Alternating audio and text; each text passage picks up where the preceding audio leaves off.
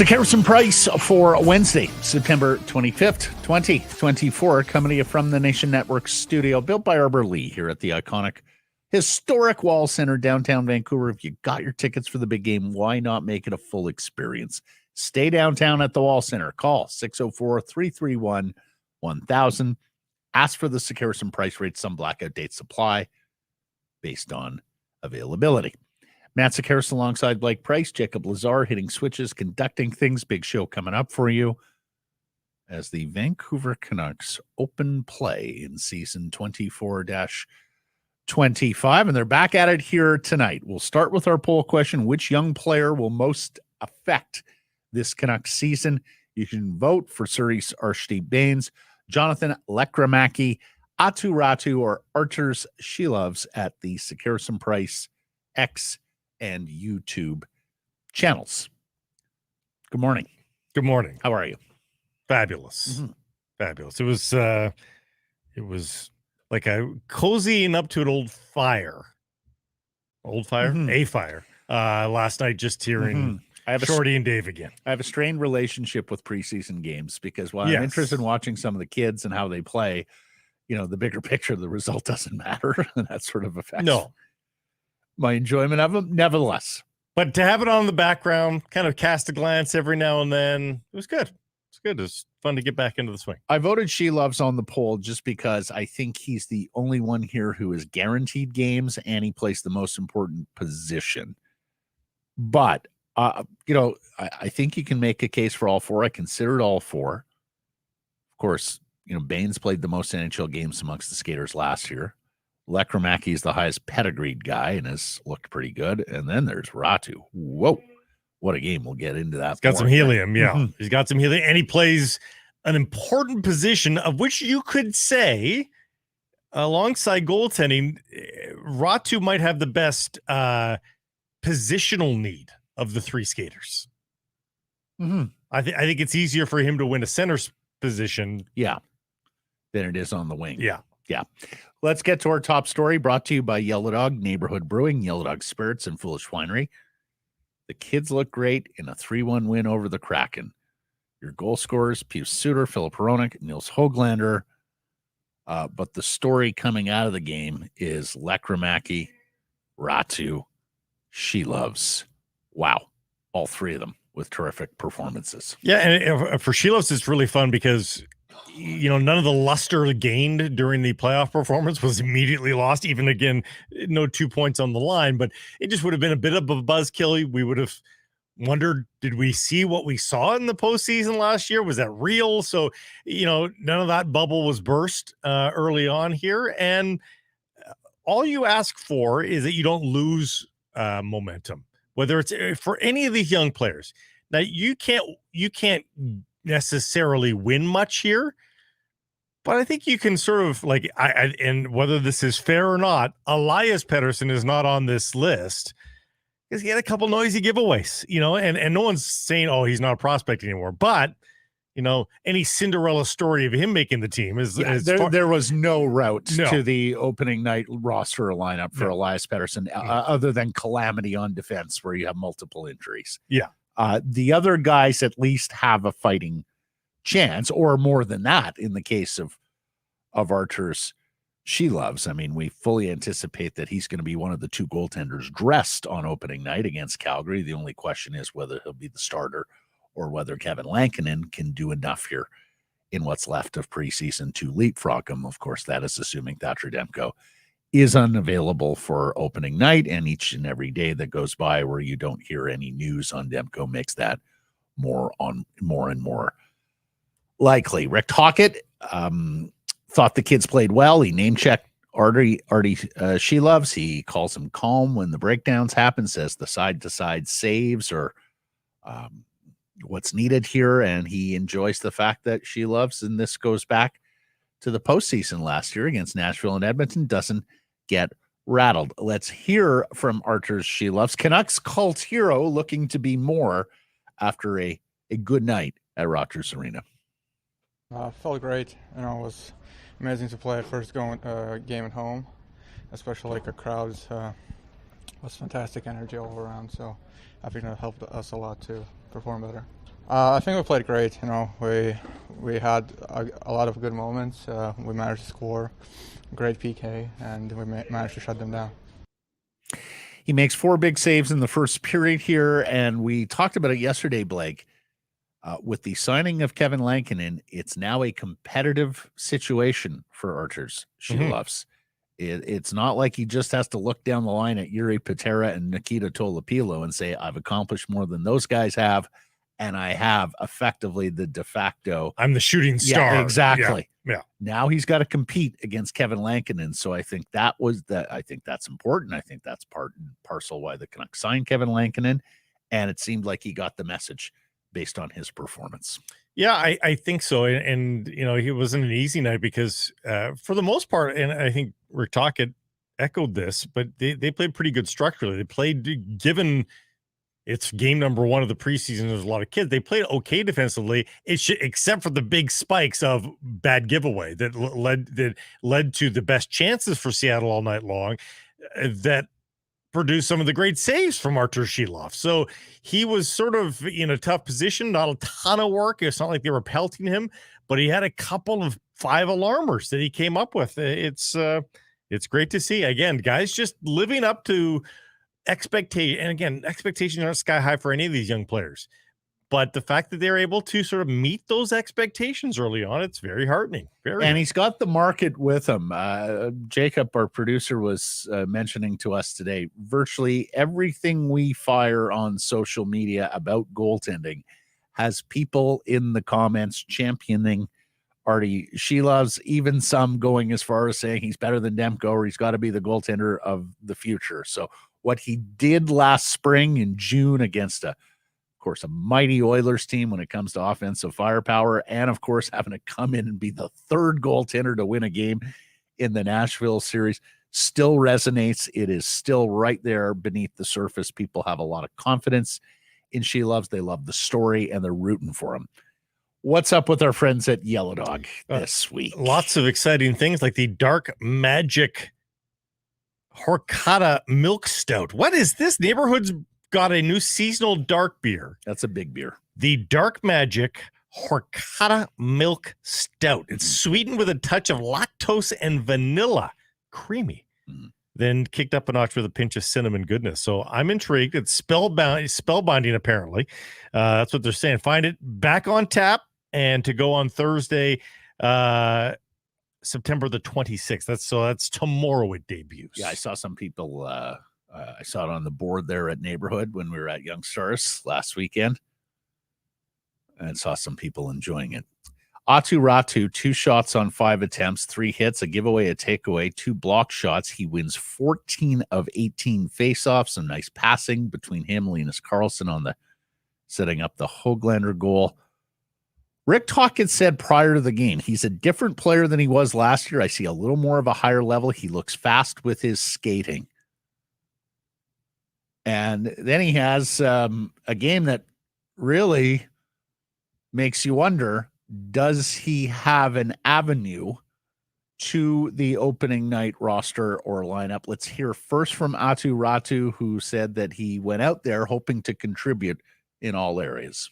Yeah, I thought I lucky to get a good opportunity to play kind of all parts of the game, so that was really good, and I thought it went well. Kind of couple lucky blocks. I just trying to be on the way there, but yeah, I went in there trying to get some hits at first, kind of get me in the game. So a few things there I want to highlight. Number one, boy, if he can play physical, Blake Price, that gives them a different element, right, than what they're accustomed to seeing at center ice. I mean, JT can be a physical player. Elias, not so much.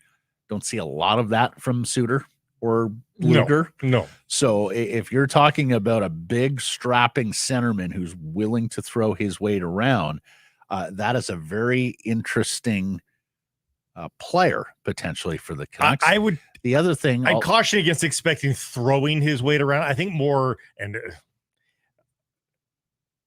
big strapping centermen don't have to throw their weight around often. Right. To some degree. It's just their stature enough. And I'm not comparing him to this player, so just step away from the ledge here, folks. But guys like Malkin when he's down the middle, like Draisaitl down the middle, use reach, use weight, use all that sort of to their. So you're not necessarily being a hitter, but you're being physical nonetheless. Fair distinction. The other thing is face-offs. And look, Miller's a virtuoso in the face-off circle. It was 56% win percentage last year. Bluger's damn good too. He was 53% last year. Was he that good, huh? Yeah. Paterson crested 50 last year, 50.8%. Pius Suter was slightly below 50.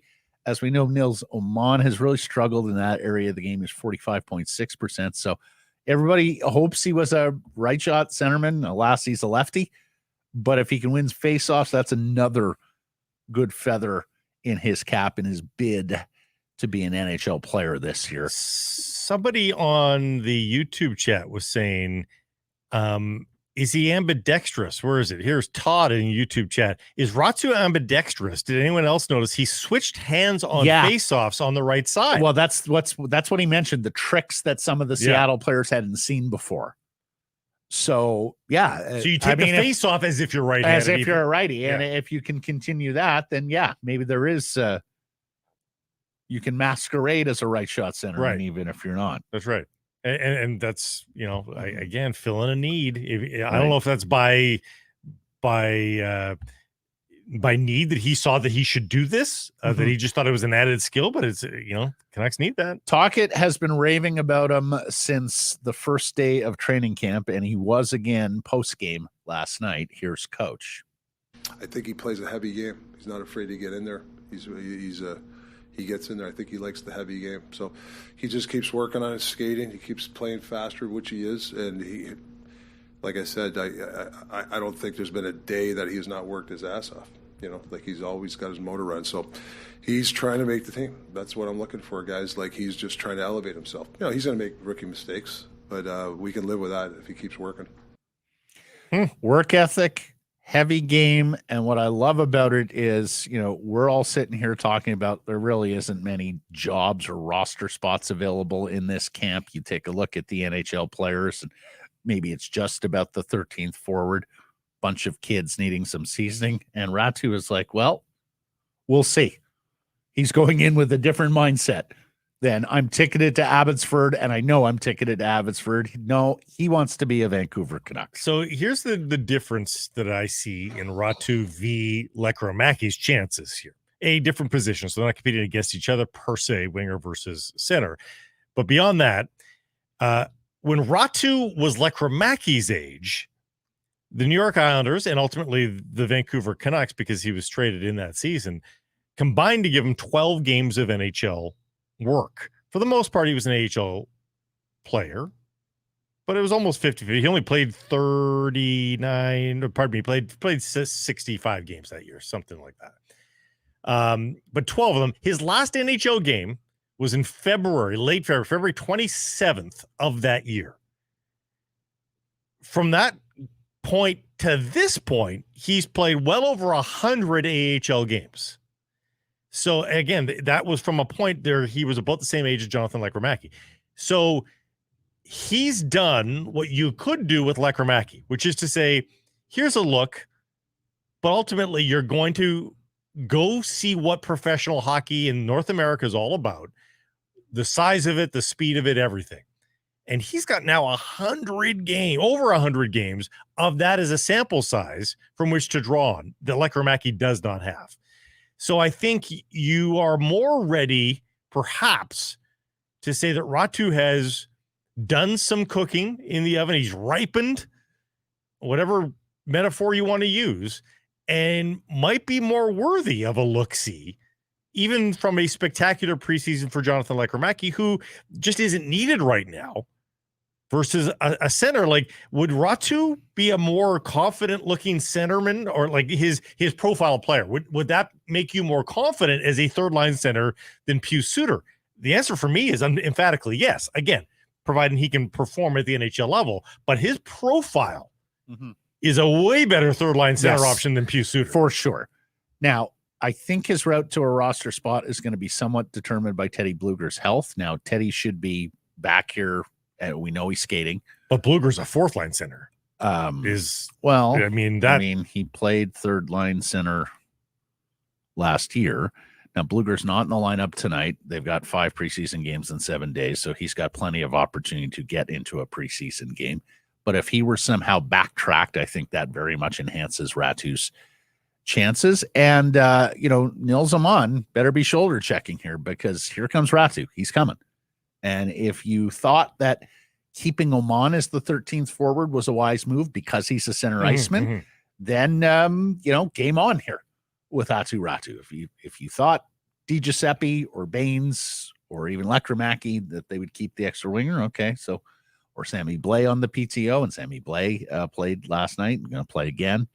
But I don't think you keep Ratu as the 13th, right? Like, you'd rather him play in the first line center role in Abbey. Well, that's it. Yeah. You got to make unless he's so close that you think you would be using him 2 weeks in or something. Yeah. Possible. Or it's a competitive situation where you go, okay, somebody on the fourth line, if you're not performing, we're coming with this kid. But I don't want to play him on the fourth line if I'm the Canucks. There's no point in playing him on the fourth line. He's a setup centerman. Like, you need to, he's somebody to set up. You don't think he'll debut down the... I think on the third, yeah. Yeah, I don't know. I think you need to give him somebody to finish. Like giving him Kiefer Sherwood. I think they're probably going to want to baby step him and just want to see if he's a worthwhile NHL player on the fourth line before giving him a plumber assignment. Because remember, the wingers on the third line are going to be pretty good here. That's right. Well, but Suter has some offensive games, so I don't necessarily feel like they're like they look at it as, that's a weak spot for us. I agree with you that it's a different profile of third line center than a lot of teams have. But Suter's got defensive chops, though, too. That's the other thing. It's like that's a pretty well-rounded NHL player. So, leapfrogging that guy in a preseason, I think, is going to be very difficult. Anyways, Lekkerimaki. And for starters, we have a pronunciation clarification here. Ignore the E. Yeah, it is not Lekkerimaki. We have known that for some time because Gord Miller started calling him Lekkerimaki at the World Juniors last year. But it's not even Lekkera. No, it's Lekkra. Yeah. As if there's no E between the second K and the R. K to R, basically. Here's Coach Tocchet on what he thought of the first rounder from a couple years back. Yeah, just very crafty, smart guy. Pretty good patience with the puck. I really liked, even on the empty net goal, he didn't rifle it down. He made a nice bank pass. Like, things like that, I think his hockey IQ is pretty smart kid. I think he's going to get more and more comfortable. So he ticks the first box about smart hockey IQ. As we talked yesterday with Cam Robinson, he's actually better away from the puck than you might think of a Swedish sniping scoring winger is. When Tocchet says he'll get more comfortable, well, he's getting right back out there tonight. So is Ratu, so is Sasson, as Sammy Blais, we mentioned that as well. Tocchet saying that's part of the learning experience here, is to play on back-to-back nights, which you have to do in the NHL. They have to do it in the AHL as well, but of course you're doing it against better competition in the NHL. So I still, it was a very good night for him, and he may have a very good night again tonight at Abbotsford Center.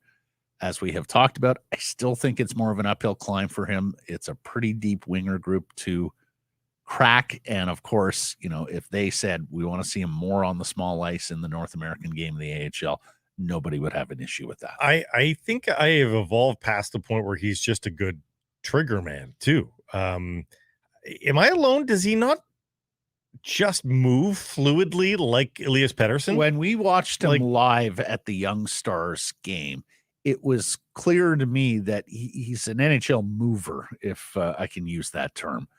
There is terrific change of direction there. There's an agility. There's a dexterity. It all looks very comfortable for him on his skates, as opposed to a guy who's a little choppier. And I think some of that is hockey IQ as well. Like he understands where the next spot, where he needs to go, where the next landmark, so to speak, to use. But he's got soft hands. He just moves fluidly like Elias Pettersson, and that's good to see. You're right. Like it's rather than guys that seem like they're fighting the puck when it's on their stick, it's not. It looks like it's comfortably there, like on a pillow, and that's an NHL trait. Now our friends at Canucks Army are wondering. There's a dust up at the end of the second period. Tyler Myers comes flying in. People joking that he looked like Superman. Didn't he rescue Stetcher and against Martin back in the day? Wasn't that Myers? That was good Branson, wasn't it? Oh, it was good Branson. Pardon me. He was going to kill Matt Martin. Yeah. Right. Big Vilmer Ulriksson, the 6'6", 240-pound Swede, gets into a fight here. Our friends at Canucks Army are wondering, is the rivalry finally on between the Canucks and the Kraken? Have we moved beyond the touchy-feely, warm, feel-good story of Red and Nadia and the cancer diagnosis from the other side of the glass? Have we moved beyond the loving? No, you know what the problem is? The rivalry with the Kraken, unfortunately, is a one-man rivalry right now, and it is Tyler Myers. For those that don't know this, Tyler Myers is public enemy number one amongst Kraken fans. And it's like Tyler Myers knows this and is leaning into the role to the point where preseason game number 1, he can't help but insert himself into a high-tempered situation. So Myers is in for sure. Myers has declared, I'm in on the rivalry thing. Until we have seen it from more than one player, I'm not prepared to go there. Kevin Lankinen has arrived. Now, he's not going to play in Abbotsford tonight, but he has done media, and he explained that he's excited to be a Vancouver Canuck, and here's why he chose Vancouver. Take a listen. Yeah, I think it goes back even to playoffs last year. I mean, playing against these guys, I kind of did a lot of scouting and kind of saw from a close range what this team is capable of. And obviously, when we started talking, I did my own research and kind of talking with guys and talking with the coaching staff what they kind of see and how kind of a opportunity there might be coming out. And I think as a whole, just the team, the organization, the city, everything is top notch. So I'm just excited for the opportunity to be here. So, look, I think he would have preferred more money, more term. Signing earlier. Sure. But Chris Mason, Nashville Predators color analyst and former Predators goalie, told us yesterday that this is a very studious, calculating guy. That, this is a guy who doesn't take a single day for granted playing professional hockey and is going to do his utmost to be the best at his craft and earn more and more of those days in the National Hockey League. Not going to play tonight. Got to see him later this week, right? Mm-hmm. And then we'll get a better handle on how things are going to turn out on opening night, October 9th, against the Flames. Of course, all of it based on Thatcher Demko's availability. Well, but I mean, at this stage, I mean, it's Artur Shilov's on opening night. I mean, I don't think, unless we're talking about a health reason, I don't imagine there's a coach's reason as to why. You don't think there's any capacity for Lankinen, a more tenured NHL goalie, to get that start? No, not after what Shilovs gave them in the postseason, and that they're going to have to be proven that he can't do it before they ask the guy they know nothing about really to do it. So, I think they love the insurance policy that they've got here, and I don't think they're going to wait long. I don't think. No, he'll play game 2 or 3. I think Kevin Lankinen will, unless there's a shutout streak going or something like that. Yeah. October 9th versus Calgary at home, October 11th versus Philadelphia at home. That's Alex Edler night. And we've seen this road trip in different concoctions a lot for the Canucks in October. Then off to the 2 Florida teams, Tampa, Florida, albeit with a nice break there, 3 days after the Philly game before you're into Tampa. And then into Philly and into Chicago on a 4-game roadie before another 3-day break. I could see him starting the road trip, playing against Tampa or Florida. Yeah. Yep. Yeah, I think I think he's played a game by then. I'll have that as there are no back-to-backs though in October for the Vancouver Canucks. So the first time that you're looking at a scenario where your back-to-back is actually mid-November. Well, add to that, Matt, 2-3 day breaks. Oh yeah, lots of breaks there. You're home to Chicago, Connor Bedard, and home to Nashville on November 16th and 17th. And you've got a back-to-back later that month where you're at Boston and then at Pittsburgh on consecutive evenings or afternoons. That road trip's a bit of a lark, to be honest. You got 3 days leading into the road trip. Mm-hmm. You've got 3 days coming back from the road trip. And you've even got a 2-day break while you're on the road trip. Yep. Like that's about as easy a road trip to the East as you're going to find. Mm-hmm. I mean, most Canucks fans would say it's about time they get some schedule luck on these road trips because it seems like every year it's always uproar. Actually, the first couple of road trips are very digestible. Like if you're in the camp that the Canucks better get off to a good start because last year the good start proved invaluable in terms of floating their point total. A West Coast trip with no back-to-backs. Exactly. Then you're into San Jose, Anaheim, and LA. Again, no back-to-backs. 2 days between the Sharks and Ducks games. So you have 2 very friendly road trips encapsulating 7 games off the start of this year before you get to a more difficult one with the aforementioned Bruins, Penguins, do back-to-back. And then it's 3 games and 4 nights, but nights is actually inaccurate. It's a 12 noon Pacific start, 3 p.m. in Buffalo on the 29th of November. I guess that's an American Thanksgiving Day game. So you're Tuesday, Wednesday, Boston, Pittsburgh, and then into Buffalo for a matinee on the Friday. That is the first real rear its head road trip. That's the third game, though. And so the back-to-backs are the Boston, Pittsburgh. Some will say the third game is the hardest of them all for the skaters. Yeah. The 3 games in 4 nights. Okay, enough looking ahead. Yeah. Rob Williams, our buddy. You can have him on the show later this week. Tweet. Canucks did this last year and had a great start to the regular season, so what do I know? But I don't get starting preseason without a single realistic line or defense pair. Why not build chemistry right away? You remember Radim Verbata all those years ago. Well, I sort of like to play with who I'm going to be playing with in preseason so we can begin to forge that chemistry. Willie Desjardins had different ideas that preseason. What do you think? You think Tocchet is going to matriculate towards that? Because last year, Hughes and Hronek didn't play a minute together in preseason and were together on opening night. I think outside of a defensive pairing like that, that's a very unique situation because I think those guys just know each other so well. You can go back to them instantaneously a lot more. And I hear Rob's mouth, but I'm going to say I won't be outraged till game 3 of the preseason. These first 2 out of the gate usually are give a cursory look to a bunch of the young guys, the Vilmer Ulrichsons of the world, and then usher them on. But there's 6 preseason games from game 3 through game 6. So those final 4, I think, yes, you owe it to yourself as a coach to seriously look at combinations that you think you could envision using either to start the season or very soon into the year. So I save the outrage, Rob. I hear you, but I think I'm going to wait till the week. He's not outraged. His tweet was not outraged. No, it's lowercase. Okay.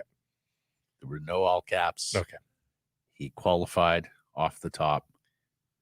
That is my favorite thing of Doesn't Twitter. Have to always be outraged, Blake. There's a whole big gray middle that we can have, responsible adults. That's my favorite response on Twitter debate. to anything tweeted. Why are you so outraged by this? I didn't. I just tweeted about it. Exactly. It's not called outrage. It's called Twitter. Sometimes tone doesn't come across with the written word. Yeah. Experienced that a lot back in my writing days. People would call up bloody angry. Well, different receivers, right? It's all in the mind's eye of the receiver. That's right. Okay, so Aatu, Lekkerimaki, Sasson, Blais, all going back-to-back tonight in Abbotsford against the Calgary Flames.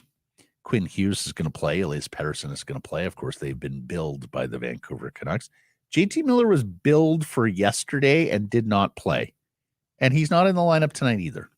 Do we think JT has a knock, or do we think JT just doesn't do preseason games or care to do preseason games? I'm going to guess there's a knock. I'm again not outraged, nor because you did bill him for the game, and as we said, and they were player for for tonight's game. I think all the players they promised for tonight are in. Yeah. So it's kind of weird that you only went 1 for 2 on the opening night. Correct. Many fans pointed out to a wincing moment in the scrimmage up in Penticton. Yeah. And honestly, fair enough. I mean, it's a little bit a case of the dangers of promoting players for preseason games, but look, for me, if JT Miller plays 1 preseason game and that's it, that's fine. Yeah.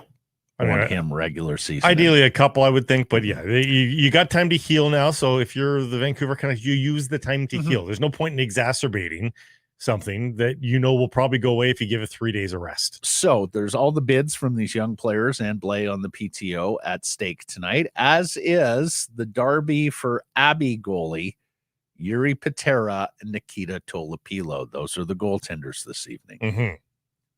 They seem to be, and the Canucks have gone this way. Remember, they used to split games? I don't think they've done that in the last couple of years.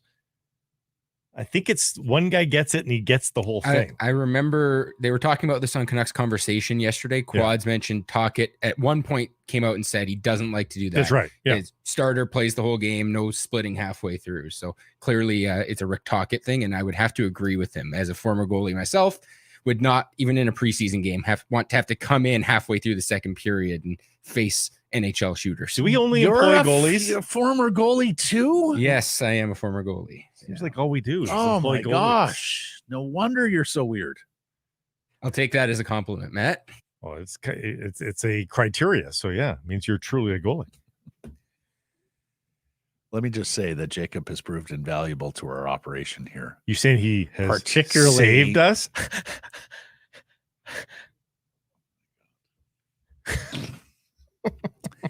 And he most enjoyed his 8 days in Penticton.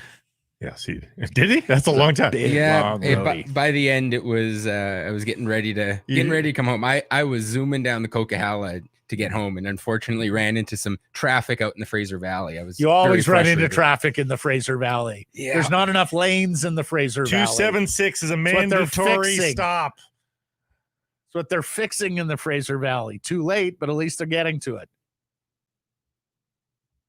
And he likes to chime. Mike Rogerson doesn't like to chime. Audio engineer by trade. His comfort place is the booth. He is going to do a lot of fixing on the board. You're not going to hear from him very often. Jacob's going to chime. Mike's very active on the YouTube chat. Yes, he is. That is true. That is true. And I hope he is feeling better. He's dealing with some illness. He today. was very sick yesterday. Yeah. Played through it. Just IR, not LTIR. Okay. So Dom Lucian and the good folks at The Athletic. Oh, no. The preseason player tiers, not rankings. And if people want to quibble with me in my tweet about this earlier this morning, fair enough. As he tweets, new this year, tell us exactly how you feel about each player's placement with our player tier survey. As we know, this was the survey last year that criminally underrated Quinn Hughes. Canucks fans picked up on it. They got all up in Dom's mentions. And they never let him forget it. They did not leave him off the hook all the way through the Norris Trophy coronation. So this is player tiers, not a linear ranking.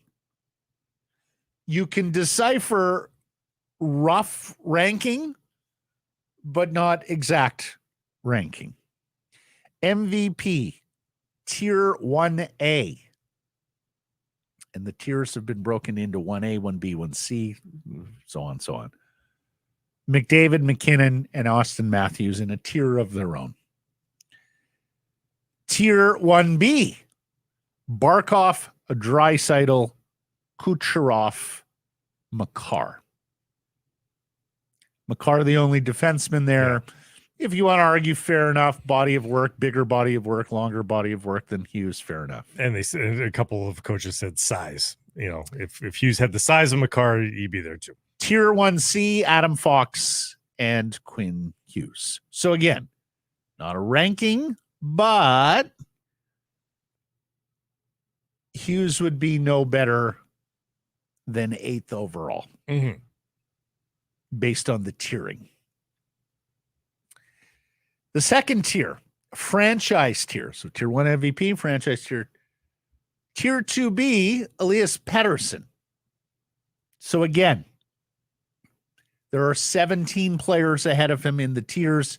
If he was the best player in tier 2B, he would rank no higher than the 18th best player in the NHL, which is actually, I think, a very lofty ranking for Elias. Although based on the second half in the postseason. The write-up gave the caveat and said it's a swing year here. You know, like he is room to fall or rise here. Mm-hmm. The next tier, tier 3, All-Stars. 3B, Thatcher Demko. There are 39 players ahead of Thatcher Demko, so he would be no higher than 40th in an overall ranking. Gotcha.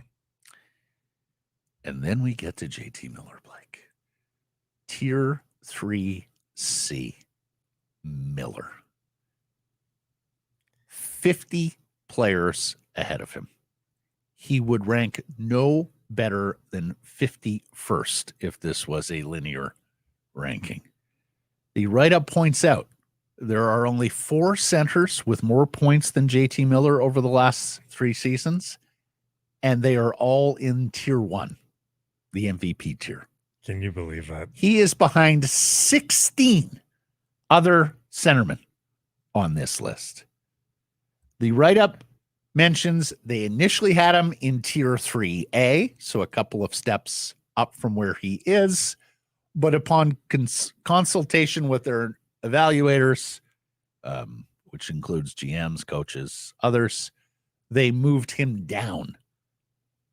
One of the anonymous evaluators, quote, "Has everybody forgotten about PDO? Last year was a sugar high. That's where this kind of loses me. His numbers aren't real."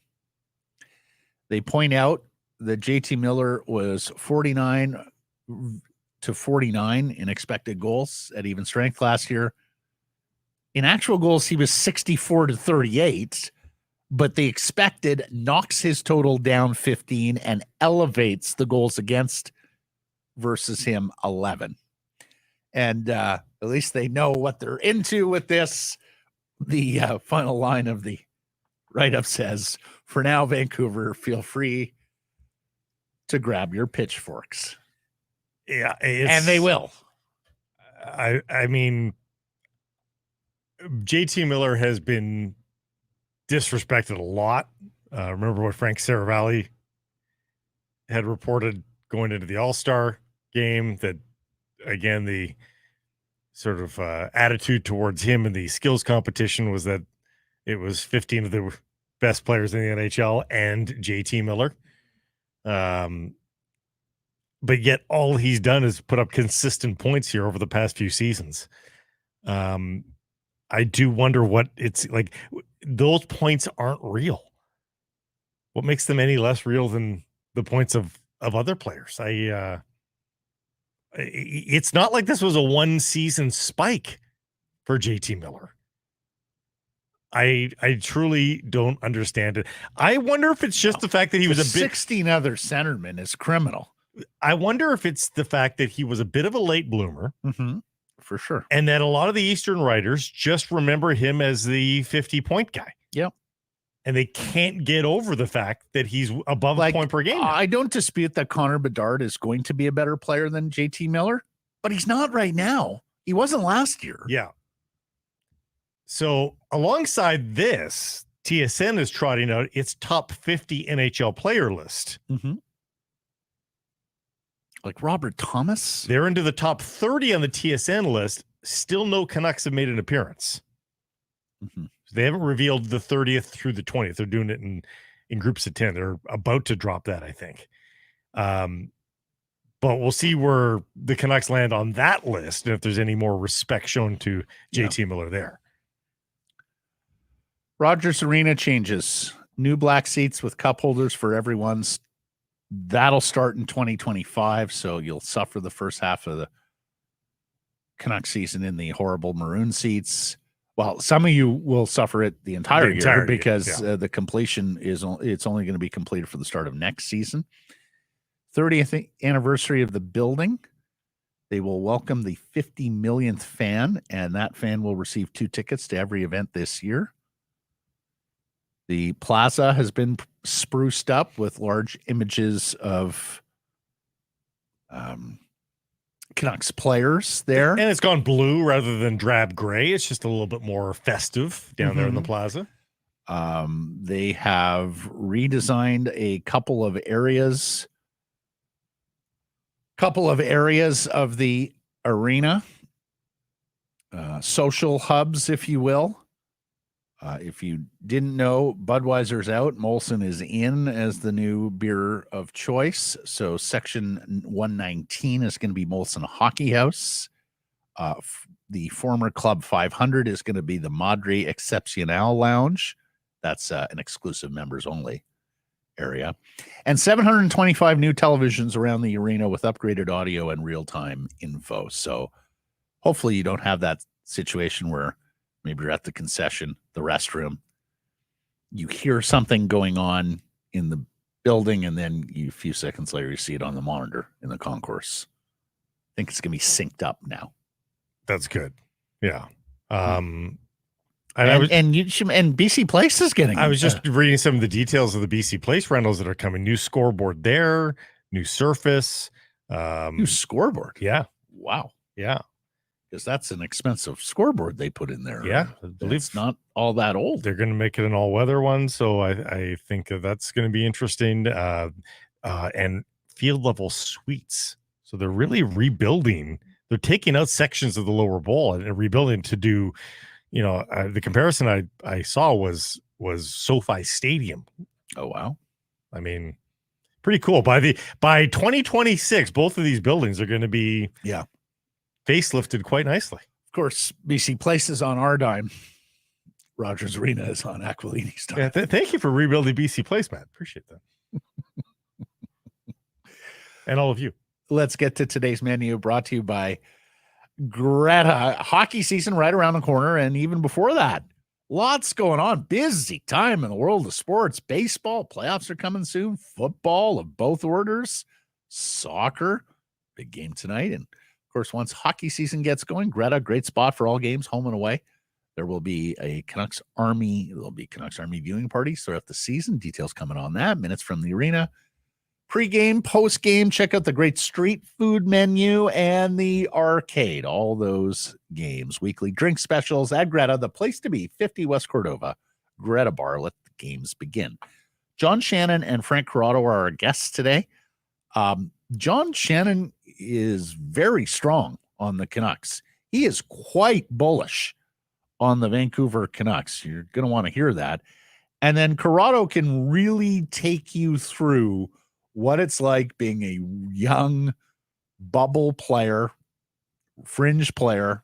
Maybe you make the team, maybe you don't, based on his own experience here in Vancouver. Not to mention a pretty good scouting report here on Lekkerimaki and Aatu Raty. That's all coming up on today's program. Time now for our Bet365 Bets of the Day, the segment brought to you by Bet365, proud partner of Sekeres and Price. Blake, where are you going today? I'm looking at the Thursday nighter, Cowboys and Giants. And did you do this one yesterday? I did not. Because I really hummed and hawed over this. Whoever loses this game is in a world of hurt. Particularly given those markets, right? Like, New York and Dallas might be the most, panicky markets in the National Football League. And because they're divisional foes too, it's a really delicious matchup here. I don't know that either team is very good, but on paper, at least, the Cowboys are better. Oh, yeah. I think for sure the Cowboys are better.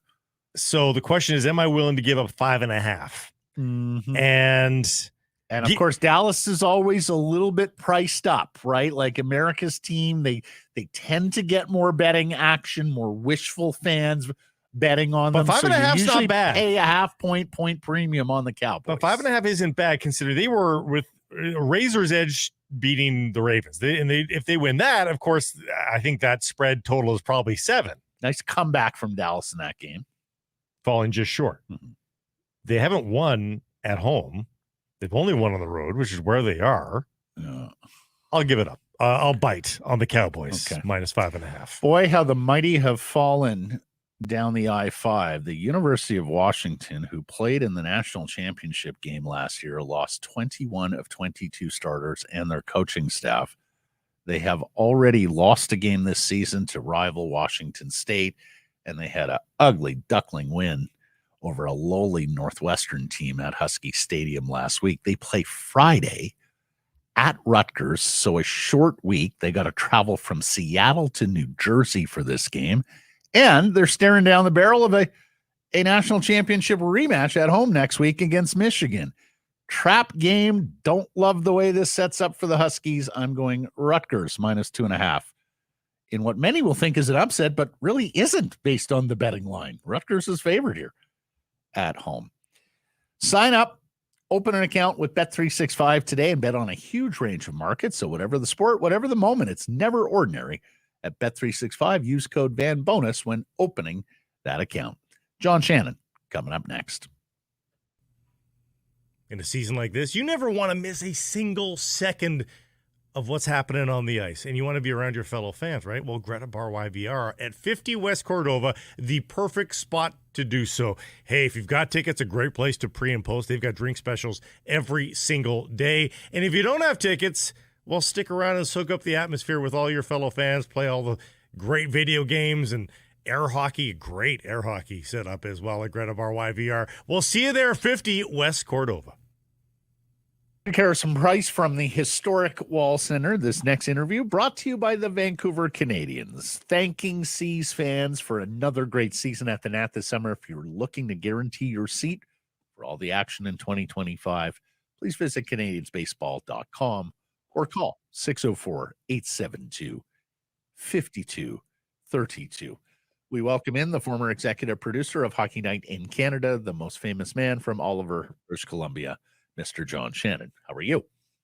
I am great, boys. How are you? Fantastic. Our first opportunity to talk to you, John, since Thatcher Demko detailed his obscure injury and said what he had to say about no timeline to get back. And since they signed Kevin Lankinen, ex-Nashville Predators. How are you feeling about the Canucks goaltending situation right now? Well, if I base it on last night's game, I feel pretty good. Sheeloffs was solid, made some pretty good saves down the stretch, particularly. But I'm not as concerned as others. I mean, I listening to Thatcher talk about it, I think there is a bit of confidence that he will get back at a certain point during the season, and I think this team is good enough to carry through without him until he gets back. And like many teams in the National Hockey League, the regular season is more like an 82 exhibition game series for the Canucks. They will make the playoffs. I just want to know how healthy they are going to be when the playoffs start in April. Do you have any history following Kevin Lankinen? Do you know anything about the player and confidence level and him being a patchwork? I don't, Blake. It's funny. I didn't like him in Chicago. But when he got to Nashville and played behind that defense, he seemed to play pretty well. It was probably more strictly a numbers game in Nashville that why he wasn't re-signed. So from that perspective, I think he's a quality National Hockey League goaltender, and the risk for the Canucks is so small, so minimal on a 1 year, basically minimum contract that the moment Demko is healthy, the moment Demko comes back and Lankinen goes on waivers, he'll get picked up. And then there's no problem at all for carrying that extra money for a little bit. Or, of course, Sheilofs can be demoted and you run with Lankinen.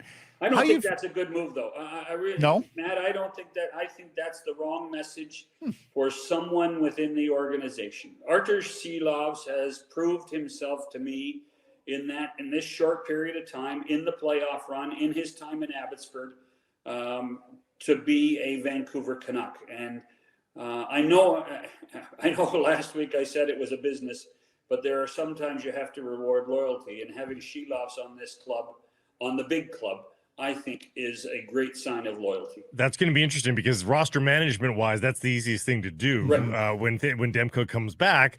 Like even if he's only incrementally better, if he's way better than Lankinen, you're right. I think you probably make the tougher decision. But if he's only incrementally better than Lankinen, gosh, you think they might just use some roster management and kick the can down the road a little. Well, then they're gonna need to be pretty transparent with Artur's. That's right. As the season goes on. Yeah. Honesty, the best policy. How do you feel about the defense core, John? It's Desharnais and Forbert this year, as opposed to Nikita Zadorov being the big deletion there. It's big, and I mean it's hard to imagine that with Zadorov signing in Boston that the defense would actually get bigger, and it has gotten bigger. Vinny's a fascinating guy. I spent a lot of time with him last couple of years in Edmonton. He's a great teammate. He's not the most mobile guy. He thinks he is, but he's not. Anybody that would consider that he could play 3-4, I think, is a mistake. He is a 5'6". He will give you his all, and by Christmas time, he will be a fan favorite in Vancouver. Will they miss Zadorov's offense? Yeah, they'll miss Zadorov's offense. But at the same time, some of the liabilities that Nikita had in his own zone will dissipate as well. So I think the defense is probably level to what it was last year at this point, if they can stay healthy. And that also, is a compliment to the resurgence of Tyler Myers. Let's face it, 18 months ago, Tyler Myers was supposed to be the odd man out, was supposed to be gone, was not supposed to be a Vancouver Canuck. And under this group of coaches, he has been able to reinvigorate his career and become a vital member of that blue line. And we'll see what it looks like come the regular season. But I thought he was pretty energized last night in a preseason game at the very least. I don't think he's slowed down necessarily as he gets a little bit older and is on the wrong side of 30. Well, when you're that big. Couple strides. Yeah, exactly. And by the way, I loved what happened at the end of the second period. It's sending messages not just to the Seattle team, but to your own teammates that you got their back. And I think that's exactly what Myers has to do. I'm not sure he has always used his physical nature that way in his career, wherever he's played. But perhaps that's something he has learned as he does mature as an NHLer. So if you think the defense is level and not concerned about the goaltending, then it sounds, and you've already said they will make the playoffs, it sounds to me, John, like you think this team is as good as or better than the team that ended last year with Lindholm and Zadorov. I think as good, yes. I really do. I think that, every year with Rick Tocchet and his staff having their fingerprints on this roster, I think that they can really become a force in the division and in the conference. And I see this is a team that's not taking a step back at all, Matt. It's not. It's a really good hockey club. And I think that the Canucks and the Oilers are going to contend for the top spot in the division. I think they're better than Vegas. And I think that we're going to end up sitting here wondering, and the discussion in March and April, when there's going to be a great playoff matchup in the first or second round, we're going to all start talking about playoff realignment because we don't want the Oilers and the Canucks knocking each other out sooner than later. So the great question now, though, is what if a young kid shows really well in the preseason? When you're a middling team, when you're a rebuilding team, young kids can make your squad because you ain't got nothing better. Mm-hmm. The Canucks, maybe, we'd have to go ancestrally back here, but it's been a long time anyway since the Canucks had winger depth like they've got this year. That's one thing they emphatically remedied from last year. So the last thing they needed was Lekkerimaki to make this team, but he's looking pretty good. If he shows well, does he make the team, or you just say no, we're overcooking this guy? He is going to be the highest leaven, loaf of bread that we've ever created here, or do you give him the reward for the effort in the preseason? Good teams can over-ripen players, Blake. Mm-hmm. Good teams can be patient. And as much as, yes, I think he's been good. By the way, I thought Aatu was really good. He was very good, yeah. I really enjoyed him last night. When you look at how patient teams can be, it's a self-fulfilling prophecy. Send him to Abbotsford. Let him mature some more. Be transparent with him. And then when push comes to shove, injuries are going to happen. Injuries are going to be a factor. Somebody is going to get hurt. In addition to the issues like the Joshua situation, there's always going to be something. Do I expect him to start the season in Vancouver? No. Will he be in Vancouver during the season? Absolutely. I think that's the key, because opening night is important for 24 hours.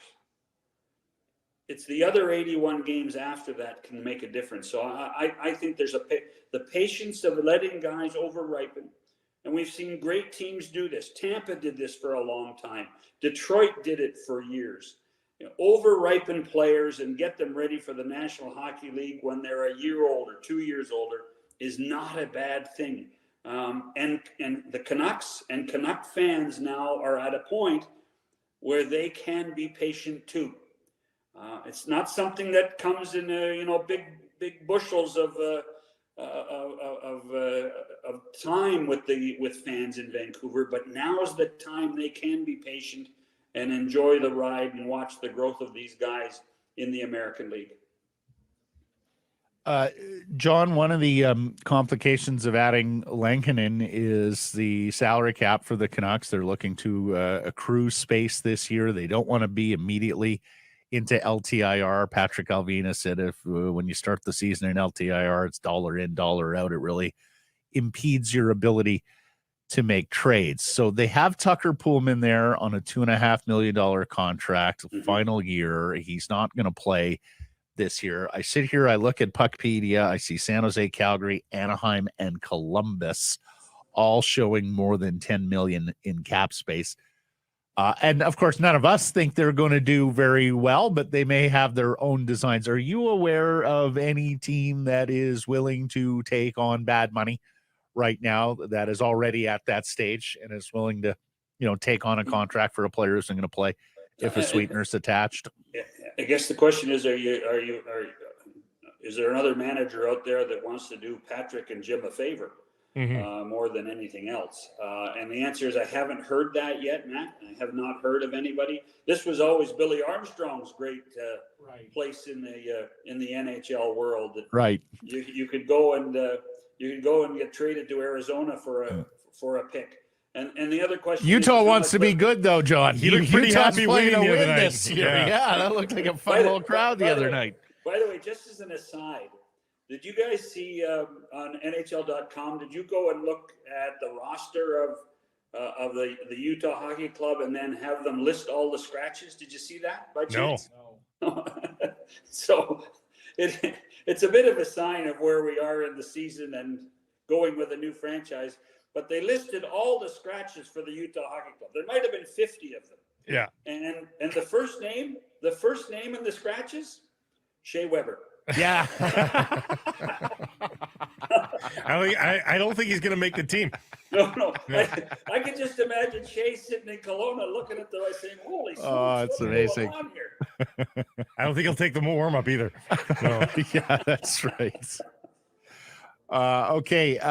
Hey, moving into your wheelhouse here, because as his Twitter bio says, his X bio says, John Shannon is a hockey storyteller, and he has done a great job of that over the last, several decades, as have the people in his charge. Of course, you more often than not butt up against subjects who aren't exactly the most willing or revealing.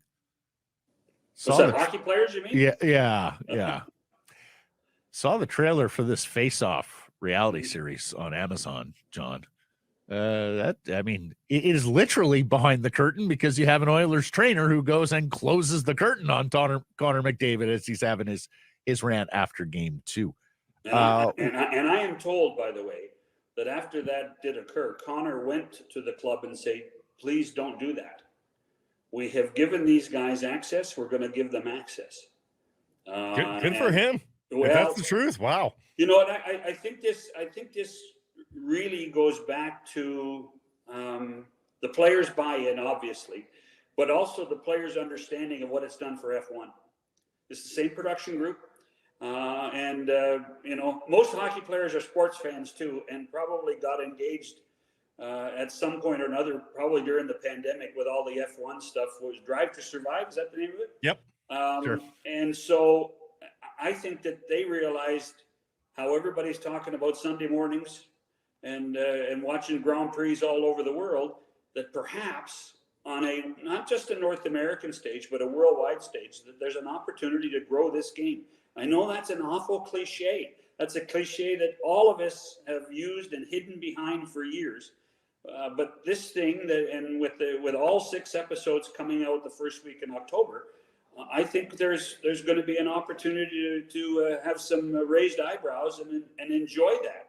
And we all remember on national television last year watching William Nylander, Austin Matthews, and Mitch Marner have a bit of a conversation on a bench.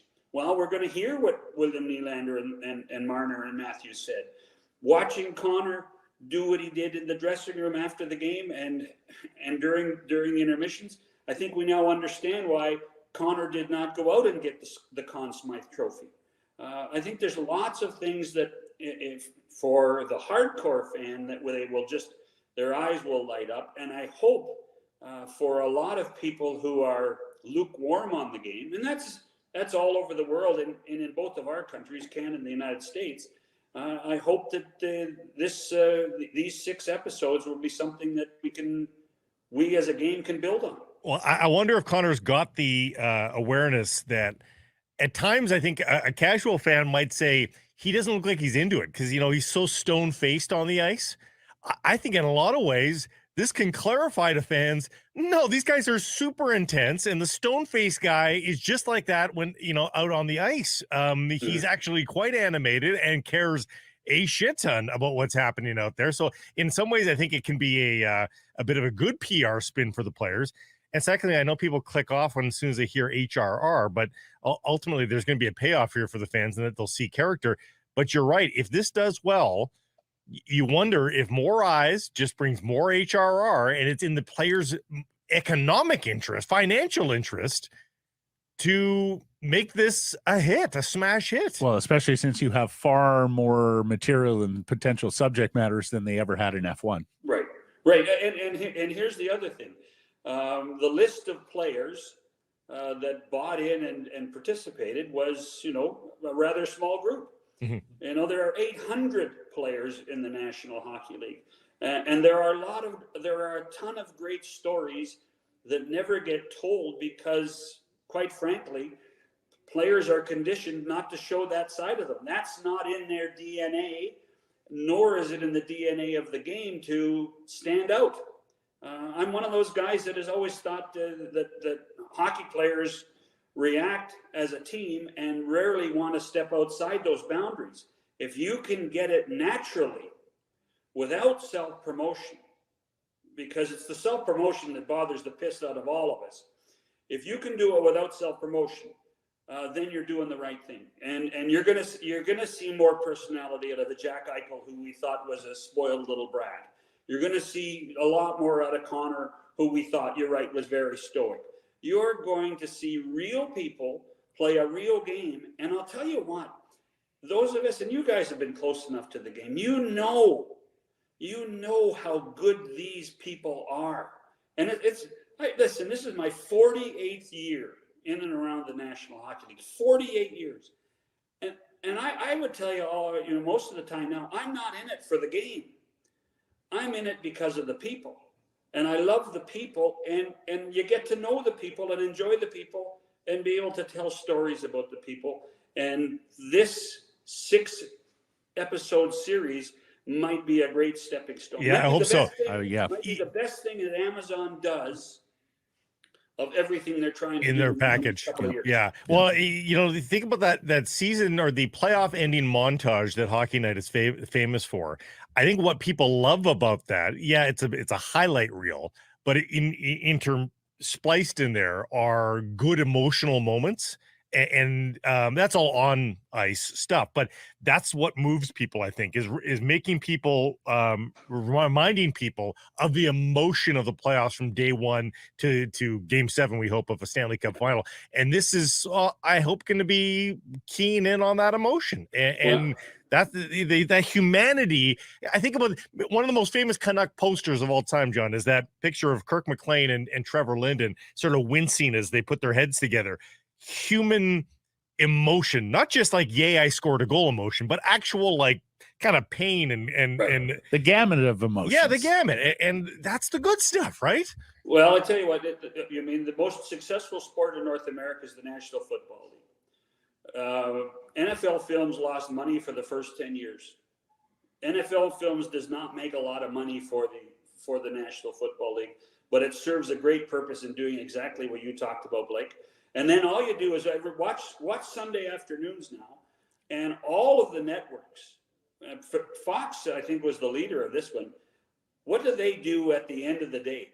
They give you the coach's speech or the player's speech in the locker room. Mm-hmm. And people go, wow, I get to see some real stuff. I get to see the players react. I get to see the coach cry. I mean, that's what we have to powerful stuff. Yep. Do you sell your soul a little bit? Yeah, you do a little bit. But I'll tell you what, it is worth it. It is worth it when you can get quality content. It's a worthy transaction. Yeah, I mean, NFL Films is a living, breathing archive that celebrates the history of the game, and it works as a promotional vehicle in the here and now. So it was a brilliant concoction. Mm-hmm. The NHL needs its Ed and Steve Sable, and I nominate you, John Shannon.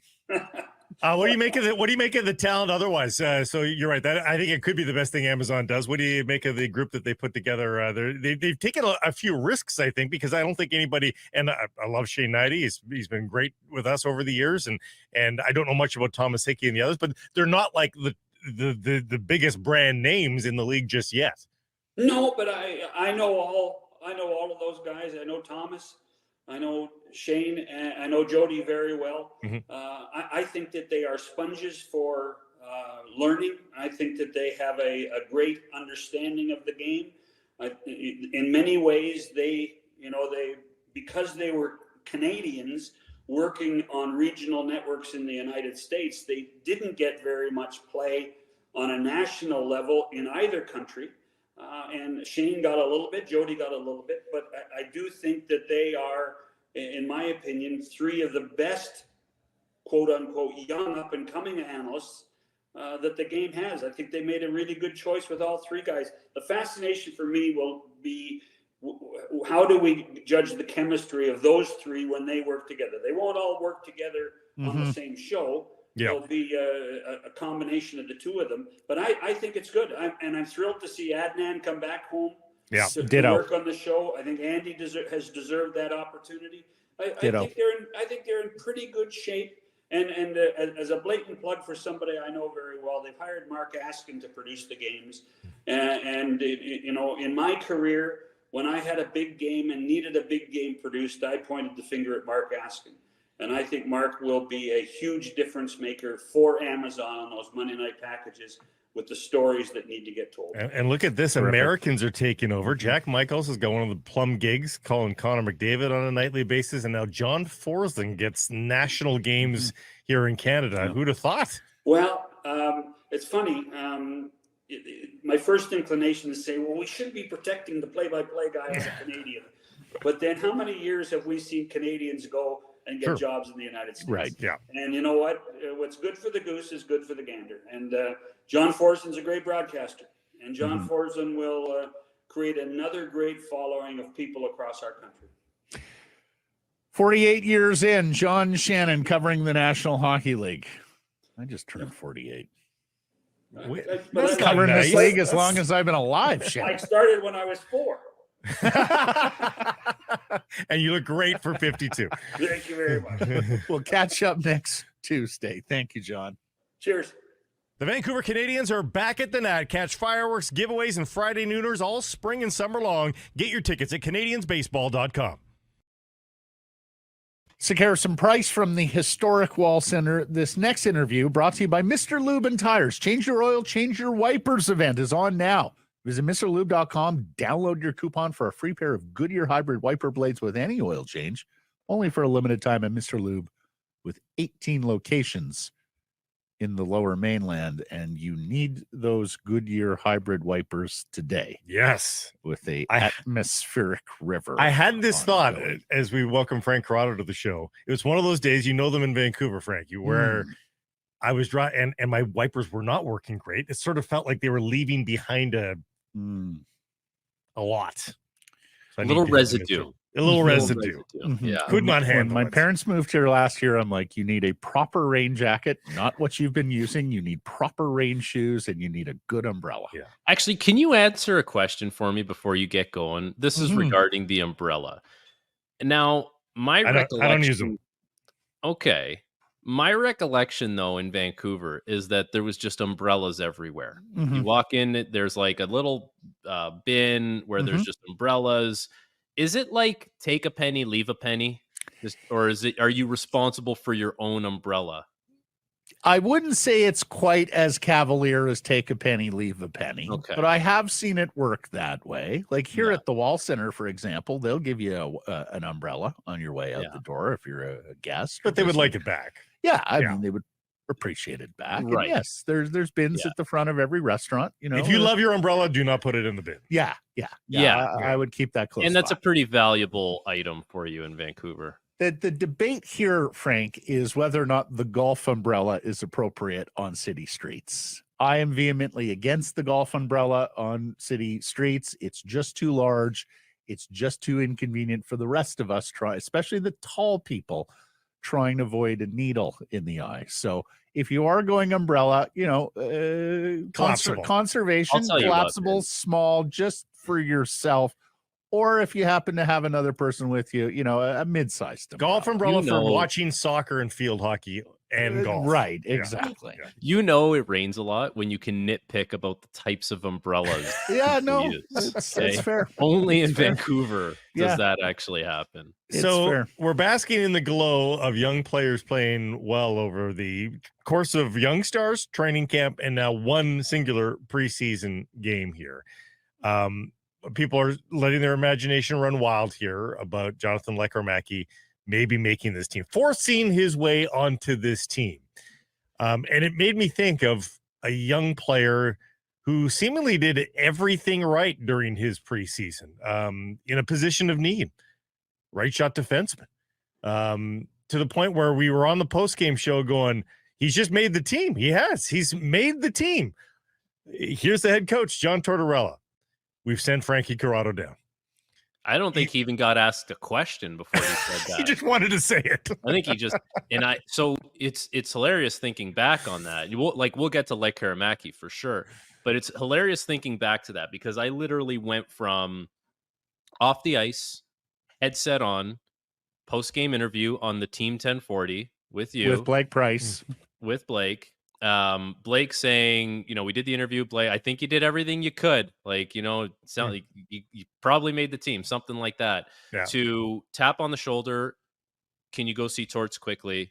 Sit down in the chair. As soon as I sat down, we're sending you to Utica. It all within the span of 3.5 minutes. Yeah. Now, different times, different scenario for the team. Certainly, weird state of build / not rebuild there.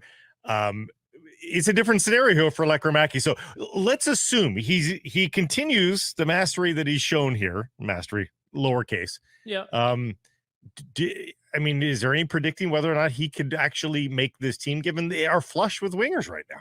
I do think it would have to be like the effort and the production would have to be so far above and beyond what I think management and the brass would have expected for him coming in. Like, he would really have to blow everyone away to I think just say, we're not even going to bother with Abbotsford. We're going to have him here and he's going to be here. Like I the SHL is it's a really good league in Europe. It's done a great job of developing players. There is something to be said, though, for learning the North American game at the American Hockey League level. It just takes away some of the pressures in certain situations. Gives you a little more comfort, I think, for a guy like that to kind of get his feet wet. But I just think for him to be starting night one, or for them to tell him, you're going to be here, you're on this team, his performance is going to have to blow everyone away to the point where it's just like, we had no choice. We had to keep him. I think it's going to be difficult for him to do that, because it is crowded, and there is something to be said for just go over there, learn, play. This will be here for you as long as you hold up your end of the bargain. There's no rush to getting a guy like that here. It's exciting to think about, but I think when we kind of look at it practically, it makes more sense for him to be starting in Abbotsford. What are the differences for a winger playing in the SHL and on the North American ice? Well, it's usually on the wall, like on the boards, just getting pucks out, I find, is the biggest thing for young wingers. And then, for the Swedes, because they're playing on the bigger size ice, there's, you have a little more time on the outside of the ice. The other thing, I think, on the offensive side of the puck, you can hang out on the outside of the ice a little bit more. Not saying he does that, because if you watch his gameplay, like, he's very willing to carry the puck through the middle and get to areas where he can shoot it. But it's just like everything really filters to the middle quickly here, and there's no time. There's just no time, and you're under duress a little bit more. So I think learning about that here on the smaller size ice would make a difference for him. Raty.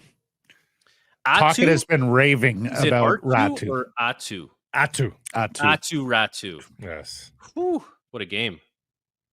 I mean, they need a center. If he's a right shot, I'm doubly intrigued. Yeah. Because they need a right shot center.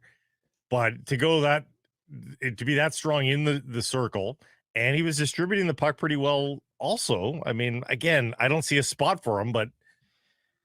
See, I don't see a spot for him either.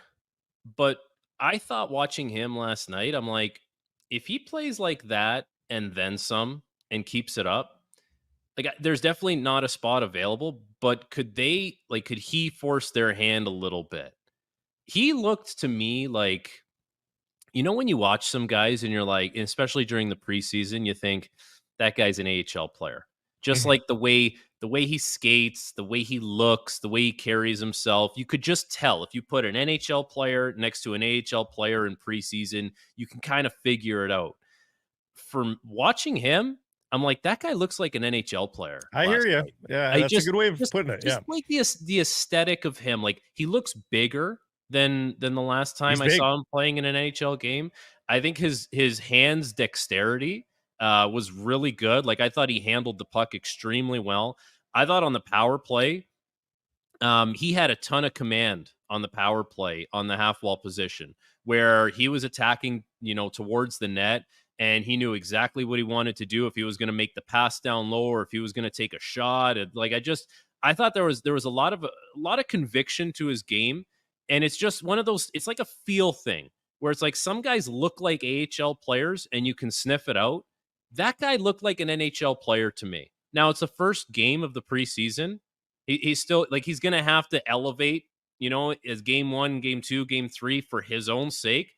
But I think that's a great start for him. That's as good of a start as you can get as far as making a good impression in camp. He's 2 years older than Lekkerimaki, so to compare sort of, should he make the team, should he over-ripen? He played a dozen games in the NHL 2 years ago. Yeah. So, like, he has had his extra little bit of ripening in the oven, if you will, of the AHL. I mean, if you're going to give anybody sort of a week start, a week's worth of games just to see, in the regular season, maybe he is the guy. I don't know. Again, they don't need him, but they don't. But isn't it like, don't you want to see what a guy like that can turn into? Right? Like when Vegas won their cup, everyone started talking about the big, long, rangy centerman that they had, Eichel, Stevenson, go lower, William Karlsson. And I'm watching him and I'm like, okay, he's big. He looks big. He comes up with a lot of pucks. He's got good hands. Like, he's making good plays. Like, my wheels started turning. I'm like, oh, maybe they have something here. Well, like, and you don't know unless you get him in. And a couple of things here via context. He's competing with Nils Oman and Pius Suter and Teddy Bluger. Yeah, that is an easier route, right, I think, to a gig than what the winger Lekkerimaki is. You're right. Competing against. He's 3 inches taller and 20 pounds heavier than Lekkerimaki. And lest we forget, when this kid was 16, 17 years old, there was talk about him being the first overall pick in his draft class, and he faded from there and he went in the second round. But the pedigree here is super high. It is not dissimilar to Lekkerimaki, who wound up going in the middle of the first round. So if you're just telling me that this is a kid who had all the tools and all the hallmarks of an NHL player and just had a couple of bad years in his late teens before he bloomed, well, I mean, that's a reasonable narrative as to what has prevented him from being a higher pick and an NHL player already, but what might still make him that here in shorter order than we might have first expected. Yeah, like I think you can never go wrong with a guy like Lekkerimaki by just saying, go learn, go play, get your reps. He's going to get, if he goes to Abbotsford, he's going to be on the first power play unit. He's going to feel good about his game, hopefully, because he's scoring and he's doing all that stuff. Like, Ratu's kind of done that, and he's had the taste of the NHL in short spurts. And, he's basically at the point where, like, this is when you make the jump. And from what I watched from that guy last night, I saw a player that's ready to make the jump. Now, he could go out in game 2 and be not very noticeable, and we're right back to square one, thinking he's just, a guy in an organization.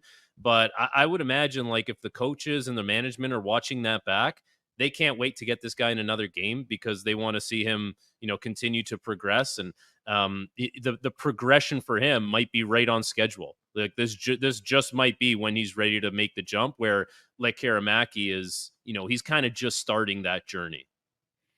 Our first opportunity to talk to you since Thatcher Demko detailed his injury and the signing of Kevin Lankinen. What did you make of the happenings in the Canucks crease?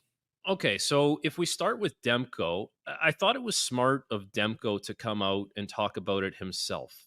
There can be things when it comes to injuries that get lost in translation, whether you have a coach talking about it or, they're not really going to make the medical staff talk about it. I don't remember ever seeing that. I do remember seeing, maybe there's like a letter from a doctor just kind of outlining what the player might deal with. But I think it's important for the fans to hear what's going on with Demko, how he feels from his own point of view and his own words. So good that he did that. Not so good is the fact that it's an injury that we haven't seen before in the game of hockey. And the thing that scares me is that there's just no playbook for that. I think we've talked about this, where all these injuries, what it looks like from start to finish.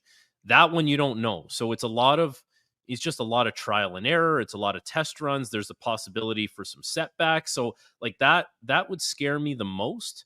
And in the meantime, you bring in Kevin Lankinen on a very team-friendly deal, under $1 million. And by the way, Shilov's looked good last night. I thought he had a really good game. So there's another thing that's encouraging, because you're going to need that guy to pick up some slack. And hopefully Kevin Lankinen can also, just play good enough that he doesn't lose you games and gives your team a chance to win games. I think that's all you're asking for from Shilovs and Lankinen before Demko is fully ready and healthy. But yeah, it's just there's so much uncertainty, I guess, as far as what the roadmap looks like and when he's back. And I guess more importantly is when he stays back, because I think that's the biggest thing where, you could get yourself to a point where you're feeling okay, get in a game or two, but all of a sudden you can't recover between days, or you do you do that Eastern road swing, one of those, which, feels like there's 2 or 3 every year, where you do 7 games and 14 nights out East. And it's like, you do that and now you're back on the shelf again. Like that's, it's about getting back. It's more about staying back for Demko. And I think we're still a ways away from seeing exactly what that looks like. Remind me, did you play with your knee injury late in your career? Like, did you try to use that as sort of a pain management thing? Like, what's that like to know that you go out there, you've got something and it's just going to flare up every now and then? You got to do you protect it? Do you play differently because of it? You're not going to play differently because of it, but you almost think differently because you're on like high alert. You're always kind of aware of it. You're checking in with yourself. How do I feel today? Is it bothering me? Whereas if you're just a normal player who's not dealing with that type of ailment, you just show up to the rink, you do your thing, and you go out there and play. But now it's like, okay, I'm thinking, okay, what do I feel today? Is that different than yesterday? Or, have I felt this before? And that's tough, because then the more you look for stuff, the more you find stuff. It's totally and true. That's the trick. That's the trick. So, finding that balance between checking in with yourself as far as how you feel, but not, almost making something up in your head is going to be tough. But yeah, like my knee was such a mess by the end of things. I had the ACL, I had a torn quadriceps tendon that developed this really nasty tendinosis that I had to be in a hyperbaric chamber like 80 times in order to clear that out. And, and then it was ultimately my hip and some nerve damage that did me in. But the whole time, I'm every day I'm like, okay, how does my knee feel today? How does my quad feel today? How does my hip feel today? Like it's tough. It's very mentally draining to deal with that. Lankinen. Any notes? I just think he played well last year. I think especially when Saros was not struggling, but wasn't playing to the level that Saros usually does. I thought Lankinen, bridged that gap, filled that void for them. So ultimately, all he needs to be here is a goalie that gives you a chance to win. Like I remember when we were doing free agent frenzy, talking to like Biron and Noodles about some of the goalies that were going to be signing. Like he's kind of in that same category of all these guys where it's like, there was Kakinen, there was Lankinen. If you go back to when Varlamov signed his deal with the Islanders, like they're just, he's probably worth more than what the Canucks got him for. So they're going to find some value there as far as what the deal is. But all he's got to do is give the team a chance to win. And I think, if you look at his time in Nashville last year, he did that on many, many occasions. All right, buddy. Well, you stay dry there in Toronto, as we'll attempt to here in Vancouver. It is raining. It's raining today. I was supposed to golf. No, I'm not golfing. I guess you guys, it rains so much that if it's just a rainy day, like you'll still get out there. So, no. Frank, you know how you play through that knee injury? Yeah. I play through rain. Okay. Yeah. I play through the wet. I play through the muck. Not really. He does. Sometimes you have to pick the ball cleanly because if you put that club in the ground, it's disappearing. Played on Monday. Blake's like, "Ooh, you're going out. It's been raining all morning." No. That's why some people get aces. I push some people don't get aces. Exactly. Exactly. Okay. Wow. Beautiful way to end this interview. Frank Corrado, thank you for your support, and we'll catch up next Wednesday. See ya. It's happy hour on Sekeres and Price. Today's beer of the day from Yellow Dog is the Retriever Golden Ale. Sekeres and Price from the Historic Wall Center. You can text us 778-402-9680. Email live at sekeresandprice.com. All right, the day is here. It's happening. We've been talking about this match for the better part of a week. Vancouver Whitecaps FC versus TFC, 7 p.m. BC place for the Canadian Championship and the Voyageurs Cup. The Caps going for a third consecutive Voyageurs Cup. Ali Ahmed, Andres Kubas, full training. So they are perfectly good to go. Stuart Armstrong, Vanni Sartini mentioned this to us earlier in the week. He's still not at full fitness after coming over late, so perhaps he's on limited minutes. Other than that, if Armstrong does play, and I suspect he will, we got a chance of seeing the best 11 here, right? The playoff 11 on the pitch tonight. That's the way it's been described to me, that they will dress everybody that they can in order to win this match, which is interesting because I part of me thought they'd go halfway on that, like maybe give Levante Johnson. So like Vanni traditionally has said in the Canadian Championship, I'm going to go primarily Canadian, but he's always had a little bit of a caveat there, except for the final. Is Takaoka gonna? No, Isaac Boehmer. Okay, so then not the best 11. The backup keeper. Yeah, although I mean, I don't know that there's much really between the two, honestly. Did you were there any recriminations about Takaoka on Saturday after the 4 goals? I mean, not particularly. I didn't think they played very well around him defending. There seemed oodles of space for LA players in and around the box all night. No, I don't think it's on him. It's zonally that zone when you've got a lot of turnover and you got new faces in and a new trio back there that hadn't played together. You know, the zone defense, it can sometimes get away on you. Here's the other thing that we haven't much discussed about this match. John Herdman's heel turn. Yeah, totally. After the drone scandal. Yeah, it's kind of fun. To remember, this was once an after-dinner darling from coast to coast. Mm-hmm.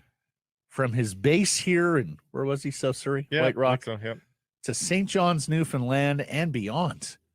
John Herdman was an in-demand speaker, made a lot of money. People paid him a lot of money to come speak at their events. Big style. Oh, big style, smile. turn of phrase, the smile, the slick dressing, the hairdo. Of course, the Olympic medals. You can't take those away from him. With what he did with the women's program, couple of bronze, building up to a gold medal. Then, of course, taking the men's team to its first World Cup in 30 years. Yeah. And it has all come careening down on Coach Herdman as the would-be mastermind of this drone scandal, which fully embarrassed Canada at the Paris Olympics and may not yet be over, right? Like we could hear more and more about this based on the findings of investigations and everything that they turn up about Herdman's use of drones. And if you're sitting here and going, well, wait a second, that was the women's program under a different coach. Well, they're from the same hometown in England. She was very much John Herdman's idea, right? Yeah. Oh, yeah. Very the protege built in the model of John Herdman. Absolutely. Herdman set the course. Priestman came in and continued when he moved. And you combine that with the antics of Lorenzo Insigne since basically he joined TFC, but culminated in the Canadian Championship semifinal where he's walking up to an opposing player and tugging on his beard. And you that's know, offside. It's offside. And Bernadeschi has not exactly covered himself in glory either. There's been talks of divisiveness in the locker room between those two and their antics. So TFC is a pretty easy team to want to beat if you're the Whitecaps and Whitecaps fans. With a win, the Caps can book their spot in the 2025 CONCACAF Champions Cup. Of course, they beat TFC in 2022 in an epic shootout for the Voyageurs Cup. It goes straight to shootout after 90 minutes. To penalties tonight, Yeah. if in fact there is no winner after 90 minutes and at a time. A reminder, this is a 7 p.m. kickoff. I know a lot of Caps fans have been accustomed to 7:30. This is a 7 p.m. There's a free T-shirt for the first 10,000 fans. In fact, Blake, you've got one there. Show the camera the nice T-shirt that you got there. 50% off all beverages until kickoff. So get into BC Place early. The atmosphere for this match over the years has been tremendous. So expecting for a good, full-throated crowd here. Get your tickets now. Check out whitecapsfc.com. Lions Friday at BC Place. We know Alexander Hollins, Jarrell Broxton are out. David Mackey is doubtful here. Ciante Evans, Nate Sherry, David Neville, all limited at practice. So the Lions have some bumps and bruises. This is an important one because, number one, you want to stay in touch with Winnipeg for the top of the West Division. You got to make up 2 games in the Final Four. That is difficult. But failing that, you still want to finish second and host a playoff game, the West Division semifinal, as it would be at BC Place. So big week here at BC Place with the Caps going tonight in the Canadian Championship, the Lions going on Friday, and then the Caps back at it Saturday against their Cascadia rivals. Blow the lid off the joint. Timbers. Yeah. Should be fun. And aren't you glad we have a covered stadium on a day like today? Although I think starting Friday, it's supposed to be gorgeous. I would guess for maybe both the Lions game and the weekend Whitecaps game that thing is open. So we'll see. Who finishes with more starts this season? That was our poll question on Tuesday. Blake, Kevin Lankinen, Artur Shilovs. Who won the poll? I think people are hoping for Shilovs. So I'm going to say Shilovs. Nope. Kevin really? Lankinen. Wow. Yeah, it was close, 56%. Okay. Calling and planning. Interesting question. I can see Shilovs getting more early, but then being sent down when Demko is back because he's waiver exempt. That's the calculus. Yeah. Basketball Phil for the Vancouver Canucks, Lankinen. If you factor a combination of starts and Abbotsford, Shilovs. I knew there'd be a wise ass or two. Semantics is going to kill us with this team. Yeah, I knew there'd be a wise ass or two on that one. Right on brand. Basketball Phil. Totally. Well not done. surprised it's him. Michael, Shilovs needs reps. I don't know why his agent's so adamant that he'd be a backup in the NHL. Play 40 games in the AHL, squeeze him in for around 10 in the NHL would be a pretty ideal year for him. If Demko is out, then split games between the two and ride the hot hand. Yeah, that first scenario would be very much like we've seen the last couple of years where he has made a handful of starts. Blake, believe it or not, errors and omissions. I don't have an error. What I do have is an omission. We were talking with Chris Mason out of Nashville, mostly about Kevin Lankinen and Kiefer Sherwood, but we also mentioned that the Predators look poised to do something this year, not just because they're free agent signings, but because they have 7 first-round picks in the system, in the pipeline, who have not yet touched the NHL. Zachary Leroux, who is a real shift disturber winger. David Edstrom, the centerman they got from San Jose in the Askarov trade. Fedor Svechkov, a first-round center Russian. Same with Igor Surin. Joaquin Kemmel, the Finnish winger. And then a couple of British Columbians, Nanaimo's Matthew Wood and McBride's Tanner Molendijk on defense. Like, all of those guys are first-round picks. None of them have played an NHL game, and some of them could very well factor into this year, or as we mentioned with Mason yesterday, and all in the last 4 or 5 drafts, or be a trade piece. Like, you look at the Nashville roster, you go, it's pretty good, and think of it, they could really upgrade in season if they dip into this prospect pool. Not to mention 3 first-round picks coming up in next year's draft, and 7 picks in the first 3 rounds for Nashville. So Barry Trotz, they're in good shape, sitting on a stockpile. Thanks for joining us, everybody. Appreciate you connecting with us. Please do subscribe to all our assorted channels, YouTube, and wherever you get your podcasts. Follow on social. That's Twitter, Insta, Facebook, TikTok, and YouTube. Live on many of those platforms, 11:30 a.m. Pacific time weekdays. And of course, support the community sponsors you hear us telling you about. Keep it local. Hey, everybody. If you're enjoying what you're seeing here, then follow along with Sekeres and Price on YouTube. I promise more content coming. The kids call it subscribe on YouTube. Well, how about liking it? Do that as well. Smash it right now.